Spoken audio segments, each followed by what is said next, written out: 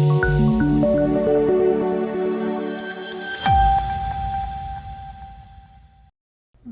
વડાપ્રધાન નરેન્દ્ર મોદીએ ઓસ્ટ્રેલિયાના વડાપ્રધાન એન્થોની અલ્બેનીઝ સાથે દ્વિપક્ષીય ચર્ચા કરી. બ્રાઝિલમાં G20 સમિટના બીજા દિવસે વૈશ્વિક નેતાઓએ પર્યાવરણમાં ફેરફાર, ટકાઉ વિકાસ અને ગરીબી ઘટાડવા જેવા મહત્વપૂર્ણ વૈશ્વિક મુદ્દાઓ પર ધ્યાન કેન્દ્રિત કર્યું.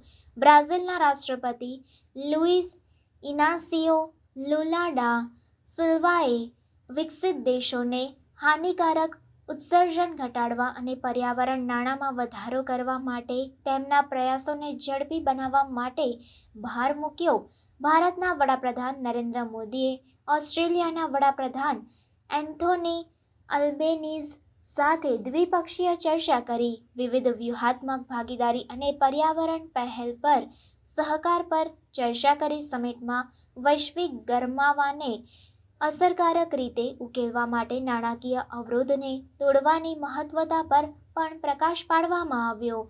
પ્રતીકાત્મક સંકેત તરીકે વડાપ્રધાન નરેન્દ્ર મોદીએ G20 અધ્યક્ષપદ રાષ્ટ્રપતિ લુલાને સોંપ્યું, જે 1 ડિસેમ્બર 2024થી બ્રાઝિલની આવનારી નેતૃત્વ ભૂમિકા દર્શાવશે. નેતાઓએ રિયોના પ્રતીકાત્મક સુગરલોફ પર્વતના પૃષ્ઠભૂમિ સાથે જૂથ ફોટો માટે પોઝ આપ્યો, જે વિશ્વના મુખ્ય અર્થતંત્રો વચ્ચે એકતા અને સહકારનું પ્રતીક છે.